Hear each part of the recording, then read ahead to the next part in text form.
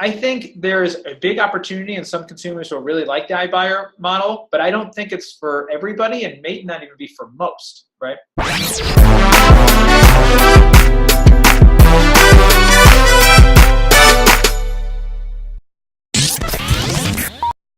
Good afternoon. Welcome to the None Size Fits All podcast season 2. My name is Jon Boller, co-founder of Grid Consulting. Have a really exciting guest on today. Guest is the CEO of Opcity, Ben Rubenstein.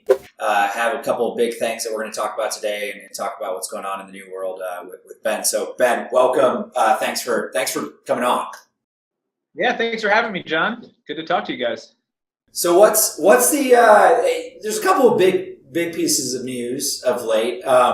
Let's not start with the one that everyone probably wants me to ask you about, but let's talk about life. How's life going?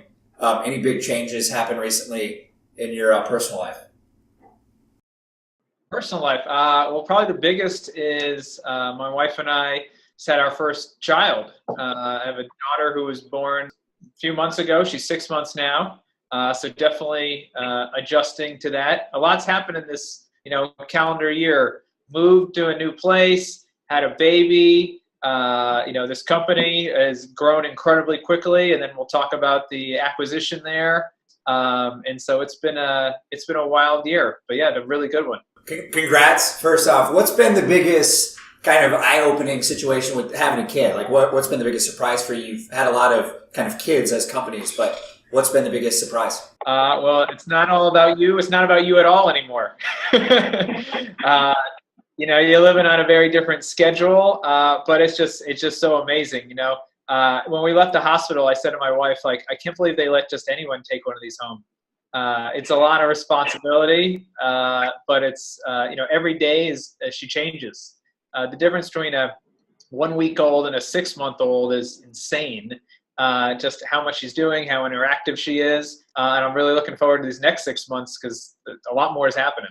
I remember middle school, we had to take home the fake baby, and then the baby would sporadically cry during the night, and then I had to put a key in their back to teach me a responsibility. Did you ever do that? I never did that, and maybe I should have. Maybe it would have been a good practice. But no, fortunately, she wasn't when she first came, but has been a great sleeper recently. And my wife is a saint and is just the best with her. And we couldn't have asked for a better little girl. It's awesome. I have 3 nephews, and they're all really young, so I've gotten to witness that from the outside. And I can't imagine doing it with also having this kind of big project that is a company. I guess you and I kind of have I feel like a kindred spirit from the days of when I was at Zillow doing concierge and you starting Opcity. I'd love to hear your thoughts on the comparison between an actual physical child and then a new project, and your first project that your company ever started was when you're 21. Are there parallels or not? I'd love to hear your thoughts. Yeah, I think, the most dangerous time in a company's life, and maybe a child's life, is when they're really, really young, right? Because you're growing so quickly, and there's so many things that will influence you as a person that are going to determine the rest of your life and as a company, right? And laying a really strong foundation for a company in a great culture and ethos and values in a company is going to determine what that company's like when the company's much older and bigger. And same thing, I think, with a kid, right? You don't think about teaching values to an infant or teaching what life is and where you want to be, but it's important, right? And how you nurture your kid and how you discipline your young kid and how you set them up for success happens from a really, really early age. And, with our company, when we first started, there was, 4 or 5 of us. We said, all right, let's write down who we are, right? What do we, what do we like about past companies? What do we dislike about past companies? And what does that mean? And we've created this, and that's what was the basis of our company values. And our company values aren't just something that we, put on the wall. It's something we talk about a lot. It's a language that we speak in. It's we promote people based on those values. We hire people based on those values. We have something called the Op Citizen Award that is based on completely, not if you're the best at what you do, but voted on by your peers if you live the values the most. So I think I'd equate that because the the basics of what I'm doing now with my infant is going to determine who she is the rest of her life. Of course, of course. So going back to kind of when you started the route of building your own companies and having these kind of first builds, if you will, what was the first one that happened at the age of 21? And then obviously we can get into Yodle and Opcity and go through kind of those creations. I think I'd always been fairly entrepreneurial from a young age, of selling candy in school and other, side hustles and things that I do. And so, I was 21 with a friend of mine. We started a company called Yodle. It was an online marketing company for small businesses. We started it in college. We were in a business development. We were on a business plan, and we were in the space called the Venture Initiation Program. And in the early days, I was just going door to door, speaking to customers. And I think it was a great way to really understand kind of what, demand in a marketplace. And I think what I really learned from that experience is you got to really, really hustle in those early days. My first 2 years, I was living on a arrow bed. We put all our money into the company. I moved every 2 months for about 2 years to different friends' houses until we raised our first round of financing. It was just a phenomenal experience that really helped me start this next company as well. But Yodle, again, started in 2005, over a 10-year period, grew it to about 1,500 employees, 60,000 customers, and ultimately sold to web.com for $342 million. What was the product of Yodle? So when you were knocking on the doors and trying to kind of figure out what it is you were going to offer, what were you selling to them? Well, it's funny. So back in 2005, we had to convince small business owners that people went to the World Wide Web to find local services. Our motto was, just because the web is worldwide doesn't mean your customer isn't next door. People didn't believe that people went to Google, which was fairly new even at that point, to search for a hair salon or a dentist or a lawyer, right? Because our biggest competitor at the time was the Yellow Pages. People used to go to the Yellow Pages to find a lawyer. Now, saying to somebody, people go to the internet to find a local service, you're like, yeah, obviously they do. So what the business was going to small businesses who were historically Yellow Page advertisers, saying, people aren't using the Yellow Pages as much anymore, they're using the internet. And let us help build you a website, let us help you with your SEO, let us help you with your pay-per-click marketing, and let's build you a web presence and drive traffic to your website, and then track that. We had a whole tracking phone number and tracking system so they could understand the return that they're getting and the dollars they were investing with us, which was not possible in the other forms of advertising that people had historically done locally, like Yellow Pages or billboards or newspapers and things like that. So when you sold that, you then built a big sales team, right? You built a big team that now wasn't knocking on doors, but was rather calling and cold calling, I assume. Yeah, so the early days of Yodle, we said, we're going to replicate what the Yellow Pages is doing. And so the Yellow Pages all had their own local outside sales forces. So we thought we were going to have lots of small offices that were knocking on doors, selling to small businesses. In parallel to that, though, we started an inside team that was calling. And we found that the inside team, the inside cold callers, crushed the outside team. They were able to make many more dials and touch many more people. We were able to manage them much more effectively.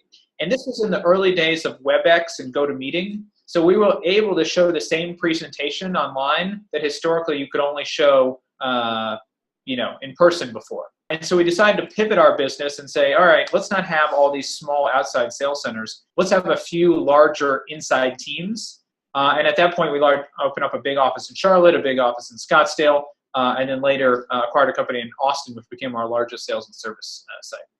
Sure. Was that primarily cold calling, or were you guys generating leads, or how did that work? So we had some inbound leads, but almost all of it was cold calling. And we built a massive operation to pretty much map out every small business in the United States. We had over 20 million records of small businesses, and we score all these records based on firmographic piece of information like annual revenue, credit rating, number of employees, behavioral information. So we knew more about their advertising history than they were probably remembered about themselves, right? We had scraped the web for years and years and said, oh, I see you advertised here 5 years ago. They didn't even remember that. But that behavioral data allowed us to understand who would be more likely to buy. And then our own interaction data with them, right? Like how many times had we called them? Because we were making millions of calls a month, and how far along had we gotten each of those interactions? That built a score. We'd feed that into our custom CRM that we built for ourselves, and had an incredibly high conversion rate because we gave the sales reps the right leads at the right time. Sure. So when you and I met, we met like 3 years ago at the Zillow forum, and at the time I was working on Concierge and you were doing Opcity.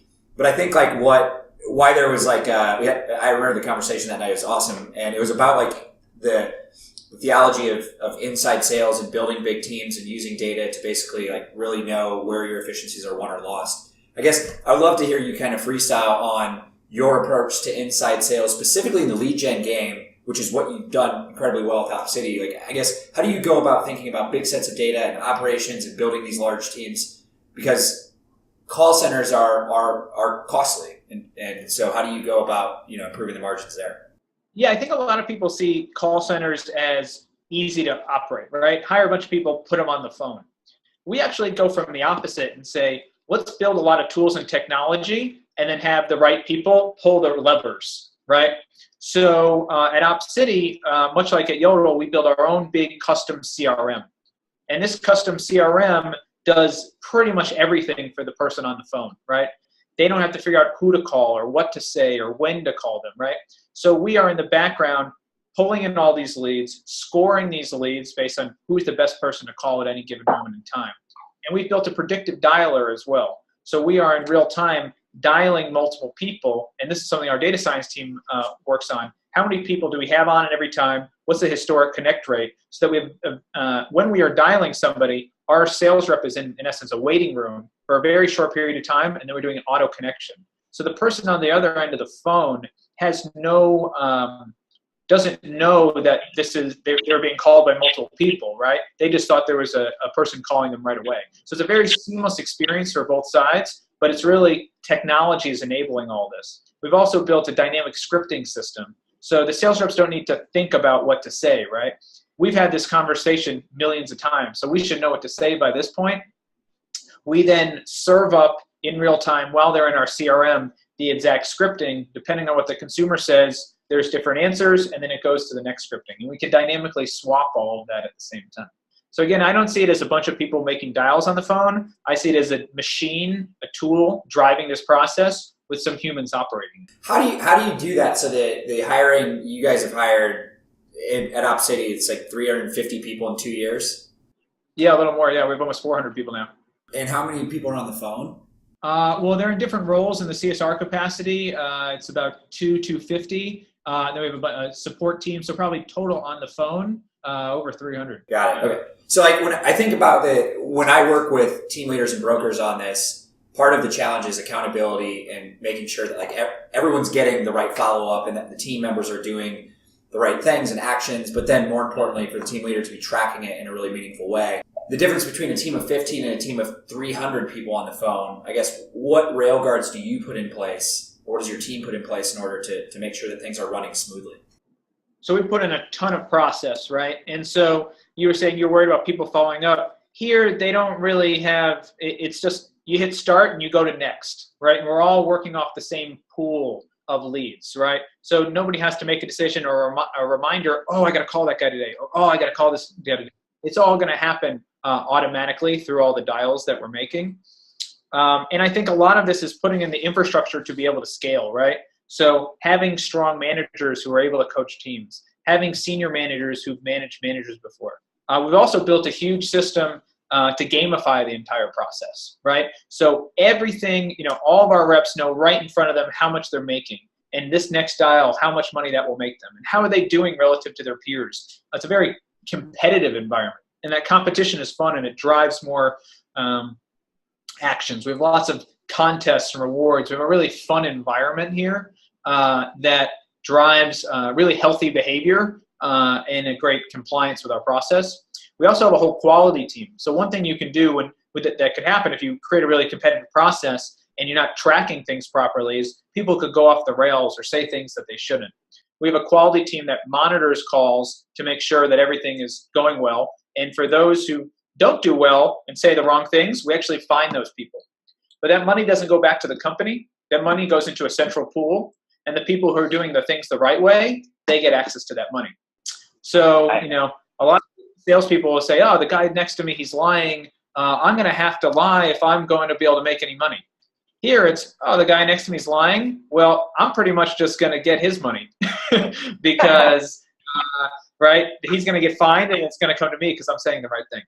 How do you avoid like tattletaling that's not true? Like how do you, I mean, culturally, how do you do that? Well, there's no tattletaling because everything's recorded, right? And so it's kind of like speeding on the highway, right? Like nobody tattletales that you're speeding. Like you have cops on the highway who see you speed. Got it. And we have transcripts of every call, and we can search within those calls as well. So we also look within those calls to help inform our scripting. I remember back at Yodle, we kept getting hung up on this objection. I need to talk to my wife. I need to talk to my partner. I need to talk to my husband. Before I buy, I need to go talk to somebody else, right? So we would look in all of our transcripts of millions of calls for the keyword wife. And then we looked at the calls that, which became a sale and which didn't become a sale. Then you look at the ones that became a sale and you say, okay, what was more, it was scalable and we could say over and over in scripting, or what was not scalable and we couldn't do that, throw those away. So then we take the calls that was scalable and take those exact words, and that would be our test script. Then we had a sales lab, sales laboratory. That's separate from all the other teams because everyone else is very scripted and we want them to be influenced by the lab. And we take this transcript that came from actual calls and bring it into the lab, which was a controlled environment. And then we changed that one variable in our sales lab, see what it did to conversion. And then if it did it, brought it up a significant amount, bring that back out into the floor to increase, conversion rate for everybody. Our attitude towards calling was that time you made that objection, that was the first time you thought of that, right? The first time you thought, oh, I need to talk to my husband about this. We've heard that hundreds of thousands of times. If I've done something hundreds of thousands of times and you've done it one time, I should probably be better at it. Sure. So, okay, so you talked about like tracking. How do you guys track lead? I mean, we had 1 million KPIs when we were building Concierge, but and I'm sure you do. I know you do. How do you guys track it? How do you track whether it be the cost, the conversion, return? I mean, I'm curious to hear the model there. Yeah, our whole business, I was talking about our company values before, is use data to decide. And this is an incredibly data-driven company. We have a number of data scientists on our team, a huge analytics team. And so we use data in a number of different places. First, you could say in our lead purchasing or the rev share agreements that we have with lead vendors who send us leads, understanding what is the expected close rate of every single one of those leads. What historically of these leads have we referred out to agents? What historically have we referred out to our other partners? What historically of this similar type of lead have we spoken to or brought to the Met stage or made offers under contract close? So we know we don't really think in terms of buying leads of what the price per lead is. We think about a return metric. When we pay $1 for this lead, how many dollars are we going to get back in return? I would say there's 3 big things our data science team works on. The first is in that queuing model I talked about. How do you give the right lead to the right CSR at the right time? And in our predictive dialer, how do we know what is the ideal amount of dials to make at any given moment, given our current staffing and giving lead volume and giving answer rate, right? And doing that matching is a fairly complex a problem that our data science team works on. The second biggest thing, and probably the largest that we deal with and the core of our business, is our matching model, right? How do we connect the right consumer to the right agent at the right time? It's really easy to figure out who the top agents are in town. You can go look in the MLS for that, right? It's very difficult to know who are the top agents who can convert online leads. There's nowhere that data is not available, right? And then even next to impossible to know who is the best agent to convert this online lead that I have in my hand at this moment in time. And that's a data set that we're amassing. So we look at lots of pieces of information, part of them publicly available, right? Like from the MLS and public records. And other stuff is proprietary from kind of what we've built and what we have at this point on all of our agents. Which agents, historically, what neighborhoods have they closed in, right? The zip codes. Every time they use our referral manager, we geotag them. So we have this unbelievable amount of data on where agents are spending their time, right? Agents say, oh, I always sell leads in this one zip code. Well, I see you spend all your time in this other neighborhood, so we assume you're a better expert there, right? What languages do they speak? Do they work better with first-time home buyers, empty nesters, people from out of town, in town? And then we do a lot of lookalike modeling as well, right? An agent who has these characteristics we have a lot of data on. we have a new agent who has very similar characteristics. We predict that they're going to behave very similar to this other agent, and thus we treat them very similar to this other agent. And then the final big thing that our data science team works on is all the post-referral stuff. So only part of the battle is connecting the right consumer to the right agent. The other big part of the battle is after I've connected you to the agent, how can I hold that agent accountable? And what are indicators that mean we should go intervene, right? So we have a whole team called the Agent Operations Team. We built a whole unique CRM for them, which bubbles up different agents and which agents that we should call based on what things are maybe going off that we want to encourage them to do the right thing. The matching piece obviously is super complex, and you're looking at things like location and type of home and price point and all that stuff, I assume. How do you go about, I guess there's two parts to this, like how do you go about making sure that your service levels are up to speed so that you're not over capacity, if you will? And then how do you go about both acquiring and then removing people that aren't necessarily helping you guys with that ROI figure? Because I think that's totally applicable to you if I'm a broker or team leader buying leads for people on the team. Yeah, so I'll start with the second part of the question. So our whole model is about relative ranking, right? And so as we bring new agents on, we collect data on them, we do that look like matching. But the ones who are performing well are going to come up higher on our list based on their past historic performance. And in real time, they're going to have the most opportunity to accept one of our referrals. People who aren't performing well, the opposite's going to happen. They're going to get pushed down and down and down through time and ultimately off altogether if they're not performing well. For some agents, if they're performing so poorly, we'll take back those consumers and reassign them to somebody else. So we get, unlike a lot of brokerages, multiple bites at the apple in these leads. And a big product we have now is helping brokerages who have these leads, they're not able to maybe distribute them or manage them very well, get a much higher return on their investment for the leads that they're buying. Talking about capacity, like overbuying leads and not having the people to follow up with them, you and I both know like the speed and response is so important. I mean, how do you approach that piece of it so that you're staffed appropriate to the number of leads you're acquiring? Yeah, so scale is a huge benefit for us here, right? When you're really small, it's really hard to do that. We're open from 7 a.m. to 11 p.m. 7 days a week. So, our first beginning time when we didn't have a lot of people working here, it was really hard to manage that capacity because you didn't necessarily know when all the leads were coming in. You didn't necessarily, you couldn't be staffed at all times. When you have the number of people that we have full coverage all the time. And, we're buying, hundreds of thousands of leads a month, but we're making millions and millions of calls, right? Our average CSR is making probably 300 some calls a day. And so because of that, we always get to new leads. That's easy. The then question is how deep and how many times do you call other leads? And we have what we call the lead pool, right? What is the ideal number of times to call a consumer and how do you match that up? And so scale solves a lot of this because the problems that you face when you're subscale is the randomness of leads coming in. When you're at a certain scale, you can completely predict when leads will come in. You don't know from which markets or where, but you have enough opportunities and thus you can staff appropriately. So we have a real scale gives you a huge competitive advantage there. So then you obviously have a bunch of data on lead sources and time to close per lead source. How do you balance let's say a Realtor.com or a Zillow lead that's going to convert like 60 days potentially or on average versus a Facebook or Google PPC that's going to close in 6 months? Yeah, so there's two pieces there. There's the return metric, right? So there's some leads that are really cheap but convert at a very low rate.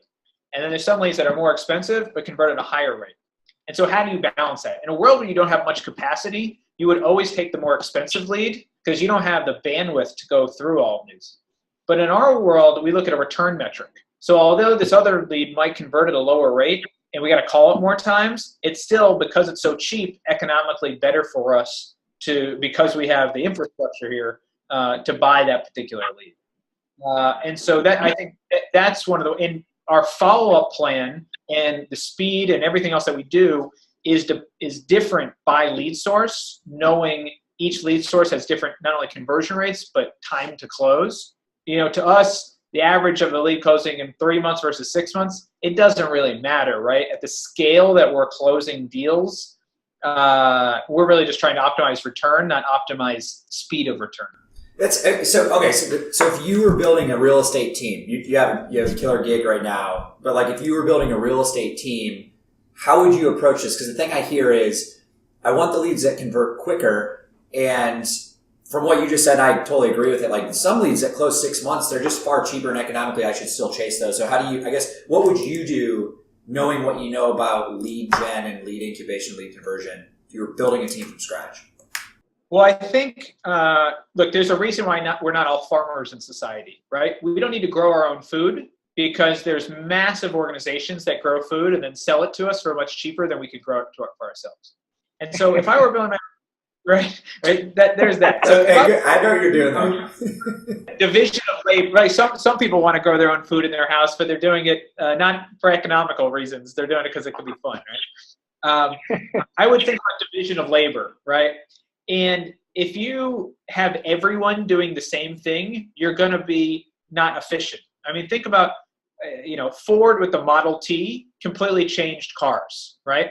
They had an assembly line of people doing things. And he said, you could have a Model T in any color you want as long as it's black, right? They weren't serving everybody.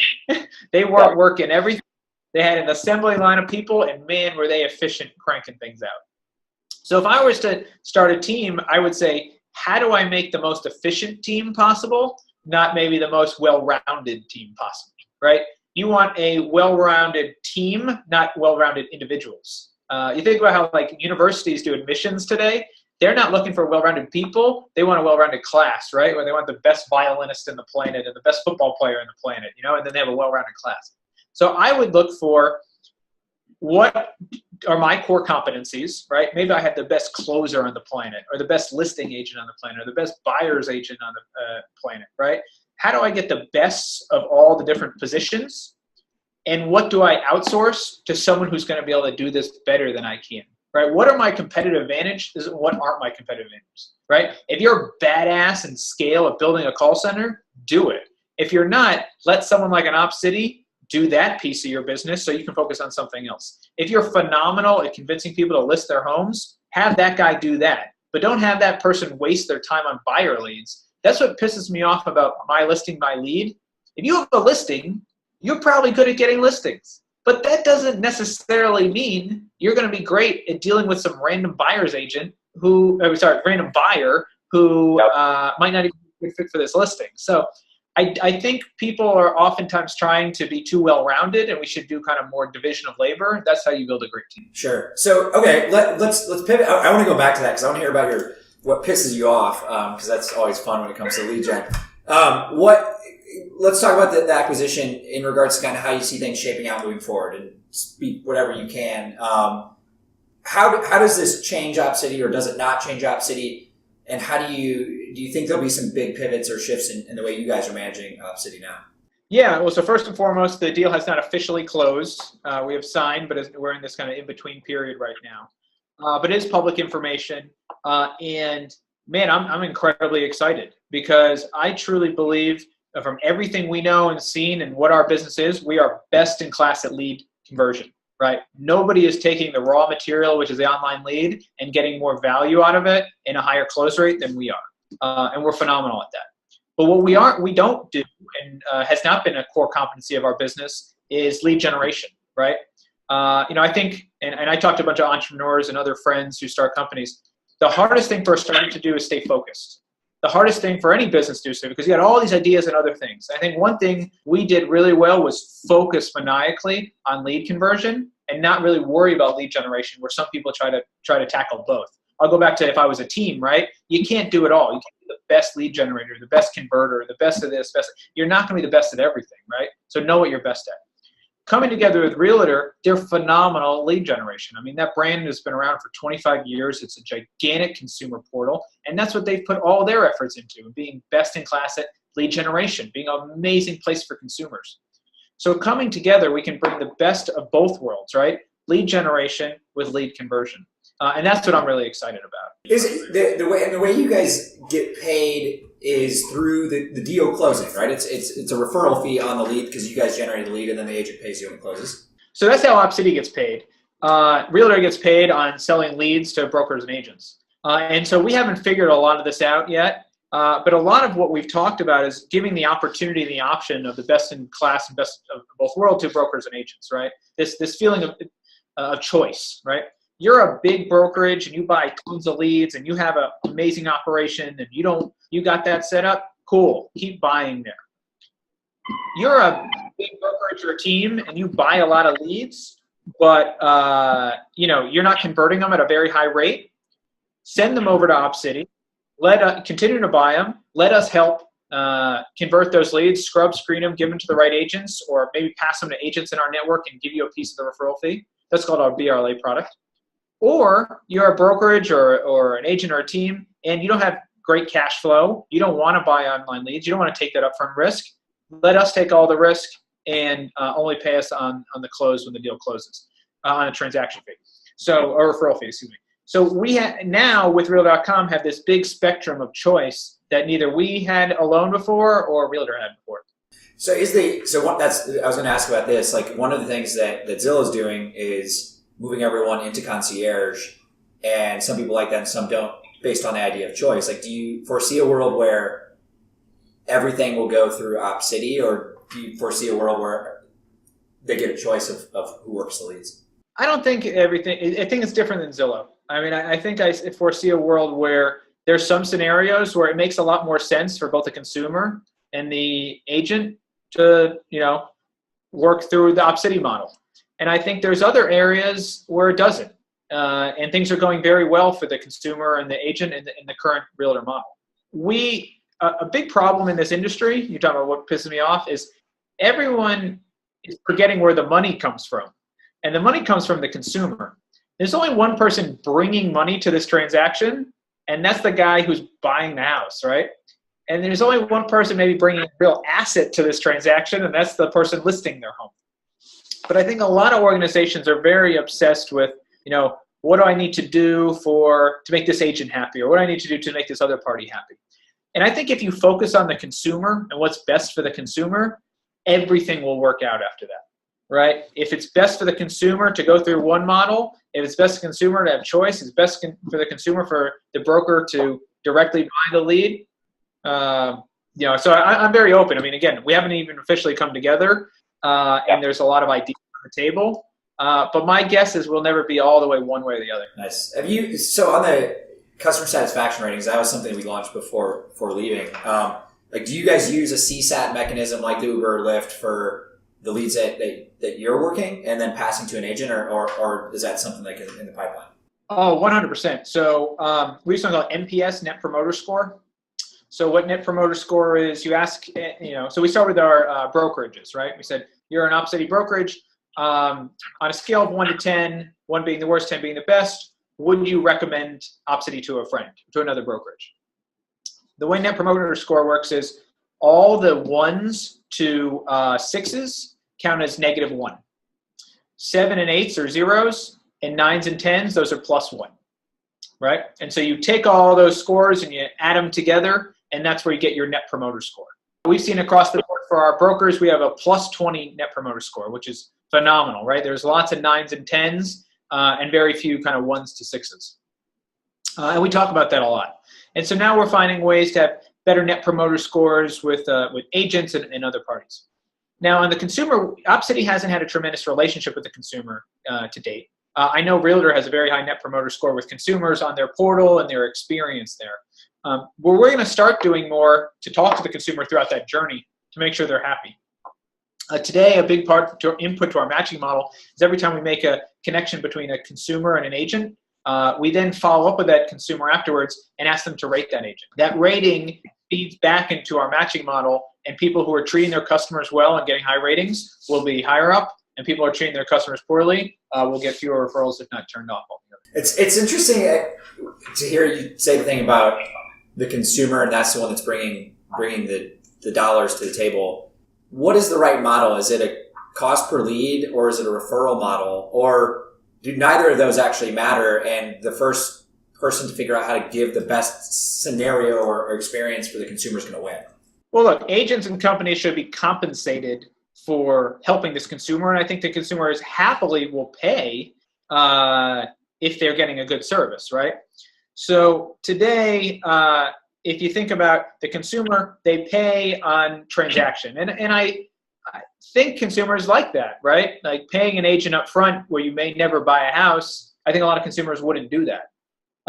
Or listing a house that may never get sold and having to pay for that is frustrating as well. So I do think the pricing model in real estate makes a lot of sense for consumers. But choice is always good. Maybe there's some consumers who would prefer to do it another way. And I think there are alternative models out there that do allow for that choice. In terms of agents buying leads versus agents paying a referral fee, again, I think that depends as well, right? Some agents say, I don't pay anything up front. I only want to win. I only pay when I win. And that's where a referral model works. And some agents don't feel that way. The nice thing about a referral model is it really does align incentives, right? Sometimes in lead generation, you're just incentivized to generate as many leads as possible, right? That's not necessarily good for the consumer or necessarily good for the agent actually buying them. So in our world, I really like the alignment, right? We win when the agent wins, we win when the consumer wins, and we lose when the agent loses, and we lose when the consumer loses. And we believe the right decisions because we only win when they win. But you guys can do it because of that scale that you talked about, and you have all these accountability measures in place so that you can basically rail guard against leads being wasted. Because I guess my fear is that in the world of a referral model, too many leads end up wasted because somebody didn't put up dollars up front. And so, like, do you think, I guess, how much money do you think is lost through the lack of process or infrastructure related to buying of leads? Because you guys have the scale to do it. But how would I actually go about making sure that my team of 15 that I spend $30,000 a month on lead gen is not going to miss the boat on some of these leads? That's hard, right? I mean, you can't be everywhere at the same time. Holding people accountable is what management is, and scale really does help. There's a reason Walmart has such cheaper prices. There's a reason Walmart has so much selection, and many local hardware stores went out of business because of Home Depot. Scale really does help, and specialization really, really does help. To that smaller team, first, I would make sure that you feel comfortable holding people accountable. We've talked to a lot of brokers right now who their customers are the agents. And so holding your customers accountable is hard, right? When you're recruiting somebody and you want them to stay on your team, but at the same time, you got to tell them, pick it up or you're cut, right? That's hard. And so that's Opcity. We're actually the bad guy for brokers. We could be the bad cop, right? Where brokers, they give us their leads and say, pass these out to our agents. But we could hold those agents accountable and say, hey, I'm not going to give you these leads unless you follow up on them, right? Brokers love that because we can be that, that bad cop, and they can say, hey, well, that's the Opcity rules. Where, if it's just them, it can be hard to hold those agents accountable because there's other reasons why there's agents could say, well, I didn't do it because of X, Y, Z or whatever. Let's talk about just all this kind of chaos happening right now in real estate. I guess the way I think of it is like you have the portals, you have traditional brokerages, you have the modernization of the brokerage, and then you have this whole like iBuyer phenomenon. I guess what's your take on those four? Where do you see the industry in 2 to 3 years instead of 5? So I think iBuyer is a great solution for a subset of the population. I think there's a lot of money and stuff pouring into iBuyer, but the addressable market is not as big as you think, right? Because iBuyers can't work in every market, so that takes out some people. They can't work in every priced homes, right? They don't buy homes over a certain age. Aged homes and priced homes, right? They don't buy homes under a certain price and over a certain price. So the population of homes that they can work on is smaller than the 5.5 million homes that are sold a year. Then you take that smaller population of leads, and then who wants to sell their house this second without maybe trying it on the open market to see if they can get a little bit more, right? That shrinks the pool a little more. So I think there's a big opportunity, and some consumers will really like the iBuyer model, but I don't think it's for everybody and may not even be for most, right? Now, what I do like about the iBuyer model, it's a phenomenal way to generate seller leads, right? Because these are people who are saying, I want to sell my house right now. They're going to get an offer, right? But then they can also get an offer from an agent who says, I'll try to sell it for more. Some people say, I need the money this second, take the offer. Or some people will say, let me roll the dice and work with this agent. So, as an agent, you don't know who is about to list their home. What a great way to figure out people who want to sell and are very motivated to sell right now. So I really like the iBuyer model as a lead generation tool for seller leads. Got it. Okay, so let's go then to EXP, Redfin, Compass just raised another big round, and I think KW Gary's trying to go that route too with this kind of like tech-focused brokerage. How do you see that playing out? And then how do the portals fit into all of this? I think one challenge with the tech brokers, it's better than not being a tech focused brokerage, right? Having no tools and technology, that's table stakes at this point. My fear about a lot of the tech stuff is, will people use it? I bought a house this past year, and I looked at the email address of the listing agent on every single house I looked at, right?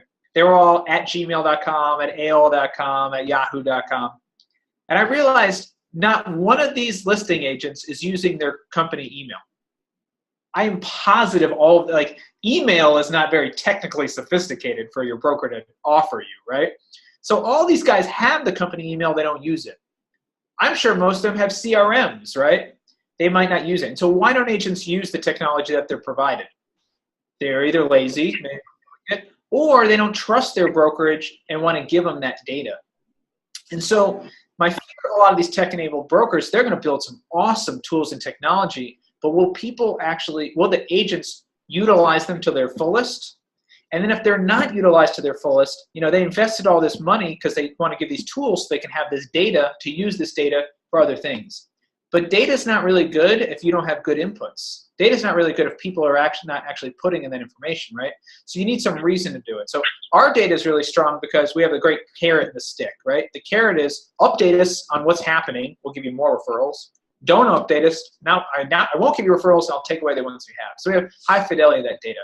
How will these tech-enabled brokers be able to ensure that the data that's coming in is accurate and complete? I don't necessarily know the answer to that, but I think that's a big problem that they're going to need to solve. Talk about Redfin. One thing I do like about Redfin is because these guys, they're all employees, right? Redfin's hard to scale, but because they're employees, they know that data should be relatively accurate. I think about our call center, right? The CRM that we built it in a way that we can collect a phenomenal amount of data, but people can't give us garbage data. We don't have open text boxes. We don't have, right? It's like, you got to check this, you got to do this, you got to make this dial. It's very controlled to capture that data. Are these tech-enabled brokers going to get the adoption, and then will they get the data in a format that they can actually use? Is some of it sounds like an adoption issue, and is some of that is because the technology that we have in the space is so antiquated, nothing is actually connected. It's like I have to decide, everyone bounces from CRM to CRM, and then I'm buying lead sources from all over the place. But there's not really an objective tool that encompasses the entire industry. Is that fair? Or? I think that's still an excuse, though. I think that's the excuse of, I don't want to use my CRM. Why? It doesn't connect to all my tools. It doesn't do this. It doesn't do that. If it did everything you wanted, would people still use it? I don't know. I'll use that email example, right? For when I was looking at listing agents. Email works fine, right? Yeah. Why do agents not use their company email? I don't know. Maybe they don't trust it. Maybe they want to bounce to another brokerage. I don't think even if you made it perfect that everybody would use all the tools. Who's the furthest along on this kind of tech-powered brokerage? Is it Compass, they have a marketing center, and I think they're launching a CRM soon. I think most Compass agents do use their Compass email, but I could be wrong. Who's the furthest along here? At Inman, I saw Compass had built some really, really cool tools. But will agents stick around just for cool tools? Or will others be able to do that? I think one danger of a lot of these guys building all their own tools is, this is why I always like, we were talking about before, outsourcing and partnering with others. Let's say you were able to, as a big tech-enabled brokerage, build the best of every single tool that exists on the planet this moment. Let's just say you could do that, which I don't believe anybody can, but let's just say you could, right? That still means they need to maintain the best of every tool indefinitely. Will they have the best of every tool 5 years from now, 10 years from now? You think about the startup world, there's tons of money pouring into startups. And 99% of these things fail, right? So when you get a tool that is a successful startup, that means they were the best out of 99 losers, right? You needed to start 100 companies to get one awesome tool. How in the world could these large tech-enabled brokers, they're not going to build 99 tools, right? They're not going to keep doing the same thing over and over. How will they ever be able to compete with the 99 startups where one succeeds? I just don't. Innovation comes from startups. There's a reason why Walmart keeps buying companies, right? There's a reason why big companies don't necessarily have the most innovative products and then go acquire other ones. It's because it's very difficult to constantly have the cutting edge best of everything that could ever exist. And it's harder as companies grow and all these kind of new challenges that you're faced with. How do you create an innovative culture? I mean, have you guys been able to do that? Have you been able to create an innovative, like forward thinking like it was a year ago? Oh, that's what we're all about. I mean, we have a small, badass engineering team. We're very conscious of not bringing in volume of engineers and product and data science and analytics people, but the right people. I would rather have fewer engineers who are the best of the best than just a massive amount of people. And so we're very selective in who we bring onto this team. And we've created a very quick moving, innovative culture. And I think we will maintain that. But as I was saying before, about focus, we're not going to be the best at everything. We're not trying to build everything, right? We use outsourced partners to integrate into our system. Everything we do, we don't have ourselves. So I'm skeptical of somebody who says they can build everything and be the best at everything indefinitely. It just doesn't seem realistic.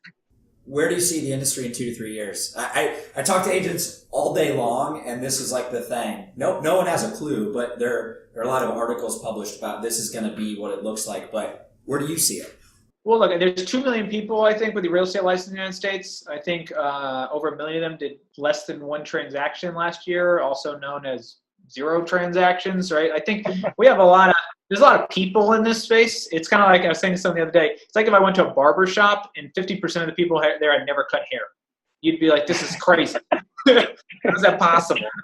So I do think technology is going to allow the industry to have fewer agents actually be more productive. And so you'll see a lot of these people wash out. So I think the future of real estate is fewer agents doing more deals through technology. I also think, you think about, there's 3 main parts you could say of a real estate agent's job, right? One was search and discovery, find me properties, right? The second is a tour guide, take me to these properties. I'm saying at least on the buy side, take me to these properties and help me there.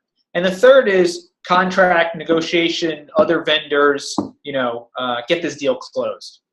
I think the first part of that, which is search and discovery, has really been disrupted by technology. Not many people go to a real estate agent to go find properties anymore. Most people start online at a major portal or somewhere else, right? So the search and discovery process has been taken over by technology. I think the my tour guide, show me houses, I think that will also be taken over by technology between, virtual tours or people, lock boxes that people can get into themselves. I don't think you'll need as much of that anymore. Where I do see the agent, where I don't see agents going away anytime soon, is in the contract negotiation and the getting the deal closed, the transaction piece. I could go self-serve and not hire a lawyer if I'm going to court, but I do it anyway, right? Because this is a pretty freaking you could go to court and I need a lawyer. Same thing with your real estate transaction. This is the largest transaction purchase of most people's lives. They're not going to, most people are not great negotiators. They're not going to go at this alone. They're going to go with a real professional, but I think there'll be fewer people doing more of that end part of the job than lots of people doing the full spectrum of the job. Sure. If you're going to build one piece of technology, you're the 1 out of 100 that succeeds, what would you build right now for the real estate professional or the consumer? No pressure. Well, I think as part of what we are interacting with Realtor, which is helping this consumer through this really difficult journey and being truly a concierge in many ways to shepherd them through this process. I mean, the average consumer talks to 10 to 40 different vendors in the home buying process. It's stressful. We hire lots of people here. Every training class I say, raise your hand if you bought a home. A lot of people raise their hand. Keep your hand raised if it was an easy experience. Everyone puts their hands down, right? The fact that nobody has an easy experience, it's not just the aid, it's the whole process from loan to title to homeowners insurance. It's not a thing of joy, right? And I think about, in Austin, it used to be such a pain to get a cab anywhere, right? Like calling them and waiting for them, and it's uncomfortable in there, and they never showed up. Now I take it for granted. It's such a pleasurable experience to, on my phone, get a Uber or a Lyft in seconds, right? That industry was phenomenally changed and consumers were delighted in ways that they haven't been before. I think the future is figuring out ways to delight consumers and just make it such a wonderful experience that everyone keeps their hands raised on how easy it was. Awesome. So I think we're out of time. Ben? Okay. Thank you. This was a really awesome conversation. Congratulations on the success and the future success. Look forward to staying in touch with you.